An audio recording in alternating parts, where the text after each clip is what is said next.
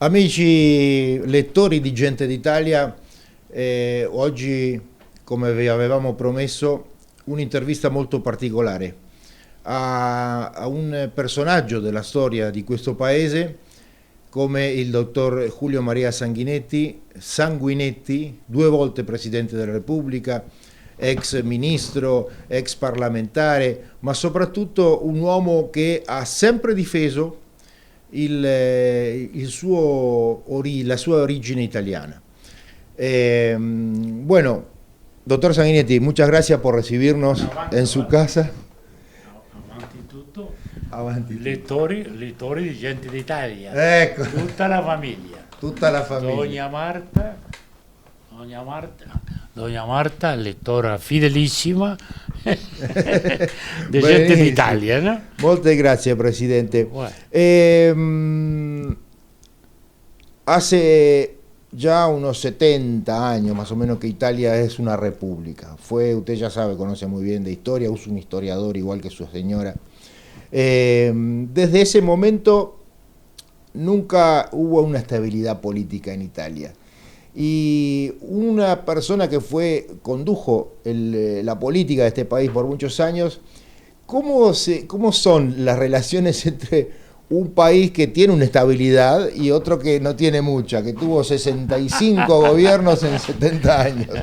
No, si sabremos lo que es la República Italiana. Acá Garibaldi. Eccolo qua, Ahí está Garibaldi, ¿no? Mira, los estados son estados. Los estados son estados y las relaciones son con los estados. Usted me dice, Italia tiene poca estabilidad política, es verdad. Argentina también, y está al lado nuestro. Y está al lado nuestro. Y convivimos con ella. Cada estado tiene su propia vida, es muy distinta. Fíjese, la vida de Brasil es muy distinta a la Argentina, por ejemplo. Somos vecinos, fíjese que ayer alguien me preguntaba, pero dígame, ¿cómo es la historia con la Argentina? Hablan igual, se visten igual, tienen los mismos hábitos, tienen las mismas aficiones, pertenecen a la misma cultura, tienen los mismos orígenes étnicos, digamos, italiano, español, tal, y son tan distintos, políticamente hablando. Y digo, bueno, porque la historia es distinta, ya la revolución de la independencia fue distinta, y lo que era entonces una provincia oriental, como se le llamó, se independizó finalmente. ¿Por qué? Porque tuvo una idea republicana desde el primer día, distinta a la que predominaron en Buenos Aires. Era muy parecida a la que había, por ejemplo, en Córdoba o Santa Fe, ¿no? Que pudimos haber terminado juntos de pronto, pero la historia corre. Y entonces la formación política fue distinta. Y como consecuencia, de ahí las diferencias políticas de estabilidad y de concepción republicana entre Argentina y Uruguay. Este es un país muy laico desde el Estado. No quiere decir que no haya religión y que la mayoría no sea católica, sí, es verdad, pero el Estado es profundamente laico. En eso a la francesa, En cambio, la Argentina no, la Iglesia está mucho más metida dentro del Estado. Presidente, ¿cuántas veces estuvo en Italia? ¿Como presidente o como...? Infinitas veces, y ojalá pudiera seguir estando muchas más. La última le va a llamar la atención. La última la hicimos con toda la familia cuando nosotros cumplimos 60 años de casados. Y entonces, ¿a dónde fuimos? Fuimos a Sicilia. ¿Y qué fuimos a hacer? Elegimos los lugares de la serial El Comisario Montalbano, de la cual somos grandes aficionados, toda la familia. Nosotros, los hijos, los nietos, es la serial que nos apasiona y que el canal Europa la sigue dando y repitiendo.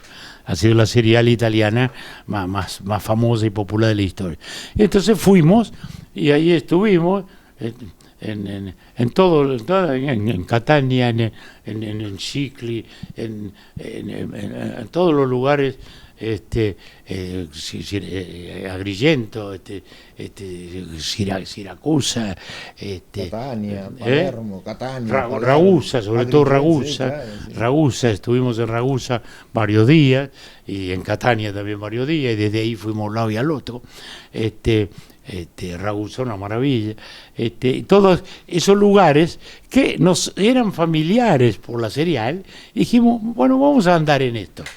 E hicimos un viaje hermoso, precioso, con hijos y nietos. O sea que siempre hubo, inclusive durante los gobiernos que usted presidía, una excelente relación con Italia. Totalmente, desde el primer día, ya cuando asumimos la reconstrucción democrática, ya vino el presidente Pertini y Craxi, claro. Y el primer ministro Bettino Craxi, el presidente Pertini. Yo todavía no estaba en la residencia de Suárez, porque la estábamos arreglando, tirando un muro que había quedado en la época de la dictadura, etcétera, y lo recibimos en nuestro apartamento. Y recuerdo, fue muy gracioso porque estuvo mirando un poco los cuadros y no decía nada, ¿no? Era un cuadro moderno como esto. Y de repente veo un cuadro de Blanes Viale, un gran pintor uruguayo, fantástico, que es del lago di Como. Y de repente lo ve Pertini y yo, questo es pintura, ¿no? Sí, por supuesto que es pintura. Pintura y un gran personaje histórico, Pertini, gran personaje, claro, Partillano, sí. Nos divertimos como locos, con él, porque fue muy lindo. Las relaciones de él con el Papa, las relaciones de él con el cocinero del Papa. Pertini era un tipo extraordinario. Y bueno, y después tuvimos la visita de Scalfaro acá, la visita de Andreotti acá, Ciampi antes. Sí. La de Andreotti fue muy interesante por muchos motivos. Entonces, en la conversación sale que Garibaldi se había casado aquí con Ana Ribeiro, y por la iglesia. Entonces Andreotti, ¿no?, muy demócrata cristiano, dice, pero como Garibaldi per la Chiesa. Sí, don Giulio, sí, per la Chiesa. Pero estaba escéptico y preguntó 2 veces en el almuerzo. Entonces doña Marta le dice, mire, yo voy a llamar al cura párroco de la catedral para que, si usted quiere, puede ver el libro con el casamiento de Giuseppe Garibaldi y Ana Ribeiro en la iglesia catedral de Montevideo. Y fue a verlo, fue para hacerse orar. Con lo cual después él hizo una metáfora muy andreottiana, en la cual dice, bueno, Montevideo es un lugar de reconciliaciones, es un lugar de identidades. Pensamos que Garibaldi entra a la iglesia y allí se casa, ¿no?, la catedral. Y ese amor, recordemos también, de Craxi hacia Garibaldi, que quiso visitar la casa de Garibaldi. Exacto. Sí, incluso tenía una colección garibaldina, de objetos garibaldinos, interesante, ¿no? Bueno, Garibaldi, Domingo Arena, Fabini, Figari, mamma mía, cuánti italiani. Sí. ¿Qué es para un uruguayo Italia? Es parte de nuestro ser, porque el Uruguay, digamos, el pre-Uruguay, era Montevideo, una guarnición militar, una fortaleza militar española, que se había hecho para cuidar la frontera con Portugal. Portugal, 60 años antes de Montevideo, había fundado Colonia de Sacramento, enfrente a Buenos Aires. Es decir, que esto fue un lugar militar para los españoles, una frontera. La población indígena era muy pequeña, muy primitiva, era transhumante, no era de aquí, no era de allá. O sea que cuando viene la independencia, ya república, bueno, éramos muy pocos. Luego, en la segunda mitad del siglo XIX, se refunda la sociedad uruguaya. La sociedad hispano-criolla refunda la sociedad. Dejamos de ser los orientales para pasar a ser los uruguayos. Y los uruguayos todos tenemos una segunda nacionalidad. Usted ve que no hay equipo de fútbol donde no haya el Tano, donde no haya el Vasco, ¿no? El Tano Gutiérrez, el decía Tano Gutiérrez, no hay donde no haya un Tano, donde no haya un vasco, llámese Bengoechea o llámese como sea, o Tolaza, siempre, y donde no hay un gallego, ¿no? El gallego Ferro. El gallego Ferro. Entonces, no se dice despectivamente. Al revés, es una característica. Acá unos son más tanos, otros son más gallegos, otros son más vascos, y ya es sinónimo de cabeza dura un vasco. Los italianos tenemos fama de arregladores, de que enseguida hacemos el acuerdo de algún modo, en fin. O sea que la nacionalidad uruguaya se define por su pluralidad. O sea, nuestro sentimiento de patria es un sentimiento de una patria espiritual, de un gran hogar que se ha nutrido con gente de todos los orígenes. Entonces, esta es una gran familia de gente que vino de todos lados, y de ahí nace nuestro sentido republicano, nuestro sentido de la libertad y nuestro sentido de la tolerancia. Por eso acá el extranjero no es extranjero. Una pregunta, yo llegué al Uruguay en el 1965. Y en esa época la colectividad italiana tenía unas 10.000 personas, de las cuales la mitad había nacido en Italia. Hoy hay 130.000 ciudadanos italianos y 4 o 5.000 nacidos en Italia. Ese boom de conseguir la ciudadanía italiana, que no fue solamente de Uruguay, obviamente fue de Argentina, de Brasil, de todos los lados de América Latina y sobre todo de América Latina, por una especie de conveniencia, pero también ha sido una especie de volver a los orígenes. No, conveniencia, en el sentido sobre todo, cuando Europa hizo la Comunidad Europea y pasó a ser lo que fue,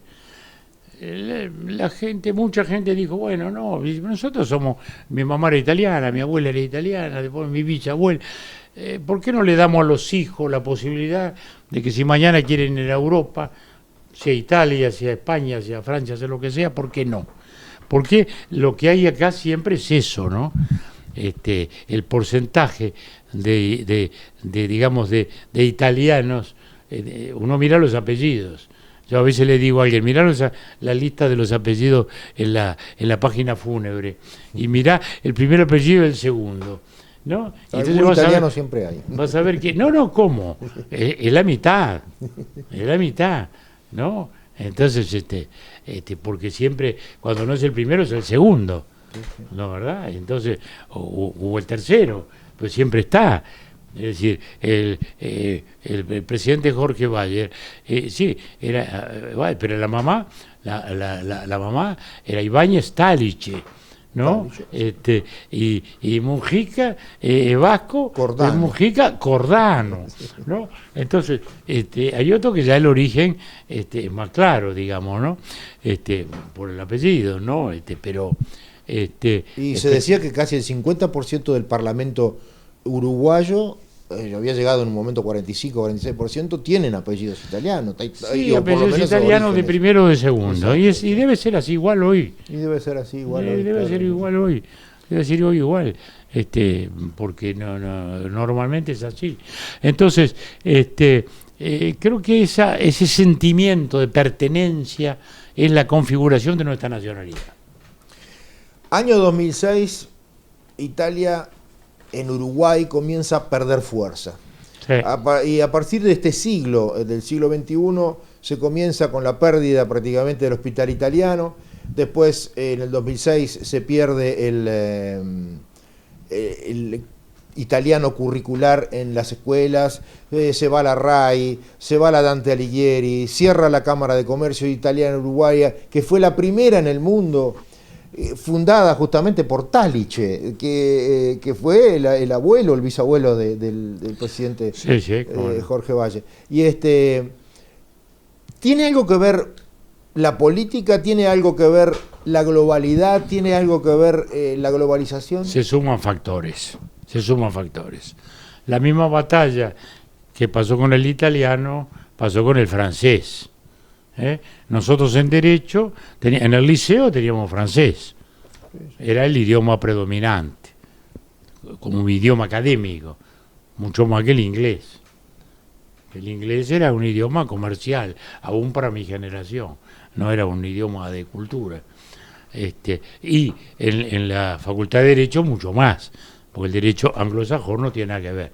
Entonces nuestra formación era francesa e italiana. Por eso los estudiantes de Derecho, además del francés, estudiábamos el italiano. Porque en el derecho público, el derecho público nuestro, el del Estado, el de la Administración, es de inspiración fundamentalmente francesa. Y en cambio otros, el derecho procesal, el derecho penal, claramente de inspiración italiana, ¿no? Así, inequívocamente, ¿no? Los procesalistas, Carneluti, Calamandrei, son los que inspiran todos los códigos de procedimiento. Y el derecho penal, ni hablemos, Ferri, Garofalo, todos los grandes penalistas, Gina Lombroso, los grandes penalistas italianos eran los inspiradores nuestros. Pero entonces seguro, viene el aluvión del inglés, el mundo global, y el inglés pasa a ser todo, ¿no? La película, las seriales, el comercio, esto y lo otro, la inmigración. Entonces el inglés pasa a ser dominante, pasa a ser el esperanto del mundo. ¿No? Mi generación tenemos dificultad con el inglés. Sí, porque no nacimos con el inglés, ¿no? Entonces, ya nuestros nietos, en cambio, ya han nacido con el inglés adentro. Y eso fue produciendo un desplazamiento del italiano primero y del francés después. Pero es un hecho. Y eso es un producto de una globalización comercial que se dio. Luego vienen ahora las segundas historias. Hospital Italiano, que es una joya arquitectónica, fue hecho por italianos, están ahí los gustos. Andreoni había dicho. Andreoni fue el que hizo. Andreoni, que es uno de los más grandes arquitectos uruguayos. La estación central, muchas cosas hizo. Beltroni, que hizo el banco de... Maravilloso. Palanti. Nosotros le dedicamos el Día del Patrimonio, el primero a Redondo, que fue el que sacó las fortalezas de Santa Teresa en la frontera. Y el segundo se lo dedicamos a Andreoni, porque Andreoni es extraordinario. Andreoni es una figura monumental. Tuvo una muy larga vida y le dejó, a Montevideo sus mejores edificios. El Club Uruguay, el Hospital Italiano, la Embajada de Francia, la Estación Central, la Casa del Partido Nacional, etcétera, etcétera. Luego nos dejó el canal Andreoni, porque él era ingeniero de ferrocarril. Él vino como ingeniero del ferrocarril inglés, porque el ferrocarril inglés trajo muchos italianos, ingenieros y operarios, y hizo la línea hacia el este. Y por eso él, en ese proceso, hace primero una fantástica colección de piedras de origen indígena, boleadoras, puntas de flechas, que está en el museo. Descubre la fuente del agua Salus, que es nuestra San Pellegrino, digamos, sí. Es un emblema, el agua Salus, ¿no? Bueno, y cuando llega a Rocha, hace el llamado Canal Andreoni para evitar las inundaciones.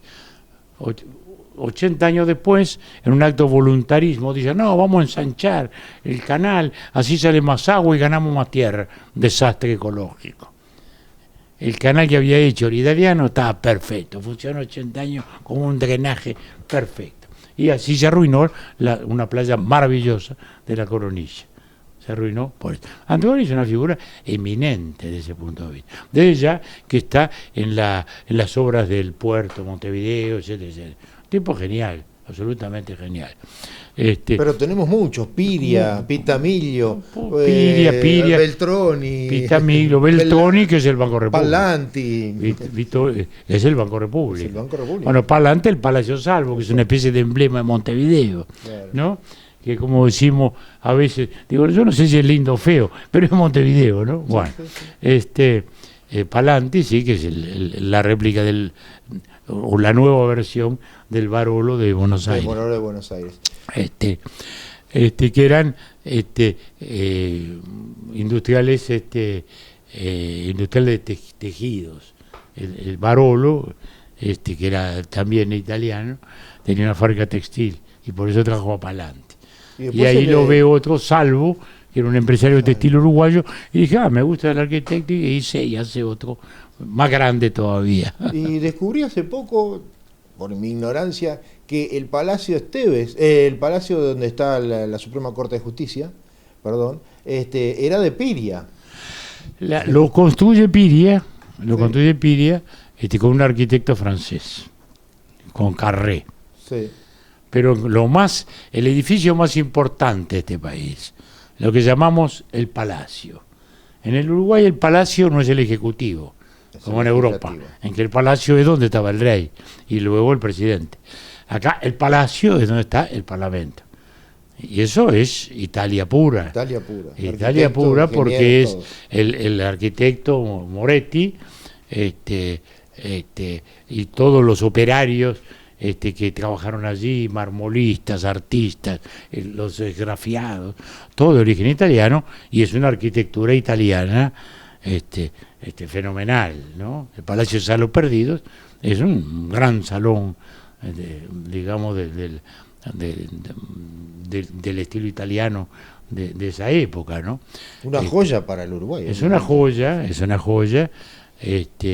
y bueno, y felizmente está ahí, y ahí en la arquitectura nuestra la influencia italiana es dominante, es aún más dominante que la francesa. ¿Por qué? Porque acá hubo el maestro de obras italiano, el constructor italiano. Hubo arquitectos, pero menos. Pero los constructores eran todos italianos. ¿No? Esta casa nuestra, Angeloro, un constructor italiano, construyó medio barrio. Bello, Reborati. Todos, sí, todos importantísimos. Todos constructores, sobre todo constructores. También hubo arquitectos, pero sobre todo constructores. Hasta hoy, hasta Palenga, hasta... todo. Eso sí, Campiglia. La casa tipo italiana, la casa tipo uruguaya, lo que llaman la casa estándar, le llaman los de la historia del arquitecto, la casa estándar, o sea, la puerta con 2 balcones a los costados y luego 2 patios, o 3 patios si es casa más importante. Eso es la casa, es el plan pompeyano italiano clásico, que se repite en toda nuestra ciudad, como se repite en los barrios de Buenos Aires, ¿no? Porque uno va a San Telmo, va a Flores, va aquí, va allá, y son los barrios nuestros, y tal. Luego hay en algunos lugares una influencia de la arquitectura catalana, se ve también, pero acá los constructores eran todos italianos, ¿no? Esperanza, otro gran constructor, construyó también, acá en Cangelolo y Esperanza construyeron todo este barrio, como constructores, ¿no? ¿Verdad? Bueno, después vienen, sí, los arquitectos y los arquitectos de segunda generación, ¿no? Los de primera, bueno, los que estamos hablando, un Andreoni. También de primera fue el gran Palenga, que fue también. Cavaliere del Laboro. Fantástico. Palenga era un constructor, impresionante. Y era constructor. Sí. Pero además de los que estaba en la obra, de los que iba a la obra, se trepaba hasta los 95 años fue a la obra. Yo lo entrevisté. Un fenómeno. Increíble, la verdad, un fenómeno. La última, presidente. Desde 2014, Italia, por distintas razones, a nivel de crisis y todo, le quitó al consulado de Italia esa categoría para pasar a Cancillería. Ahora, con esfuerzo, con pedidos a nivel internacional. Bueno, y gente de Italia ha hecho una campaña, ¿no? Me consta, porque doña Marta todos los días me comentaba, decía, mirá, con el consulado, ¿no? Y todavía decía el otro día doña Marta, dice, no, gente de Italia hizo toda la campaña, y ahora está enojado también por un edificio nuevo. Dice, no, ¿cómo se explica? Vamos a tener un edificio nuevo, mejor. Bueno, es devolverle al Uruguay esa representación de categoría, porque ¿no? Aparte de Uruguay, que es un país chico, tiene un solo consulado, Argentina tiene 8, Brasil tiene 12, digo, ¿y qué significa esta vuelta? No, para nosotros es importante. La verdad, usted hablaba de cómo cayeron las instituciones italianas. En parte fueron, yo diría, un proceso de asimilación curioso. Porque los gallegos han mantenido mucho más su Casa de Galicia, su española, que es gallega fundamentalmente, ¿no, verdad? Los italianos, en cambio, hacen esa maravilla fantástica, y luego ya ni sus hijos, sus nietos mucho menos, y el propio hospital italiano se va debilitando y pasa a ser otra cosa. Eso fue un poco como los italianos pasaron a ser los uruguayos, aunque tienen aquella reminiscencia, como nosotros. Los antenati de míos y de doña Marta están en las legiones de Garibaldi, los Canessa y los Sanguinetti. O sea que están lejos. Sin embargo, acá mantenemos los hábitos, mantenemos la cultura. Eso le iba a preguntar, en su familia. Mantenemos la cultura. Se mantuvo con los mantenemos abuelos, la cultura, mantenemos los hábitos. La pasta. Mantenemos la pasta ni hablar, ¿no? La pasta ni hablar. Acá, los jueves es pasta fatta in casa, y los domingos es pasta asciutta italiana. Pasta asciutta italiana. Pero los jueves, pasta fatta in casa. Mantenemos los hábitos, ¿no? Bueno, ni hablemos del fainá y la pizza. Farinaccia. Pero nosotros, sí, eso fuera de Génova, claro. fuera de la Liguria. El fainá, nosotros decimos fainá, que acá nadie sabe que el fainá, la palabra, casi no es conocida en Italia, no. En el resto de Italia. Es una palabra ligure totalmente y nada más que ahí. El fainá. Como el Capelletti alla Caruso. Los Capelletti alla Caruso, sí, seguro que esos son. Eso nació acá. Nació acá, el Capelletti alla Caruso, la salsa Caruso. Sí. Bueno, fue un homenaje. Pero se conserva esa cosa, en la idiosincrasia, en la cultura, en el estilo, ¿no? Por eso a mí me oyen hablar y me dicen, no, vos se ve que sos italiano, mueve la mano, es todo una cosa así. Bueno, no sé de dónde viene, pero es así. Entonces uno tiene la idiosincrasia y a Dios gracias, por más que tiene todo mezclado, porque por el lado también de mi madre, bueno, hay Coirolo, que eso también es de origen italiano, y Saravia, que son de origen portugués y brasileño, ¿no, verdad? También mi abuelo paterno era Sanguinetti, su señora, o sea, mi abuela, era Muape Bálsamo, Muape Báscamo, bálsamo italiano. O sea que acá se mezclan todos los orígenes, Y no sé, las instituciones italianas se fueron debilitando, desgraciadamente. Pero aquí estamos. Ojalá el consulado y ojalá nosotros, que siga gente de Italia y que siga el vínculo. Eccolo qua. Quería que me aclarara un poco porque quedamos sorprendidos que acá gente de Italia es como... Es diaria, acá de lectura diaria, acá llega con el diario El País y antes leíamos en papel El País, El Observador y gente de Italia. Ahora se fue El Observador, que hay que ir a internet. En cambio, gente de Italia sigue viniendo. Y pues, como le digo, mi señora es la primera que lo agarra y me lee, mirá lo que dice acá, mirá lo que dice allá. Bueno, yo a veces después leo algo de lo que ella me señala, ¿no? Y hace poco me hicieron el honor de una nota muy linda que hizo usted. De modo que, sí, gente de Italia es un vínculo, es una mirada italiana, una mirada europea también. De modo que para nosotros es un nutriente cultural e informativo importante. ¿Se anima a farci un salutino in italiano alla fine? No, saluti, come tutti, auguri a tutti. No, siamo veramente felici di parlare per la collettività italiana. Io non parlo tutto il giorno, io sono un po' dimenticato di parlare e di capire, ma la lingua sta. Muchas gracias, presidente. Fue un placer.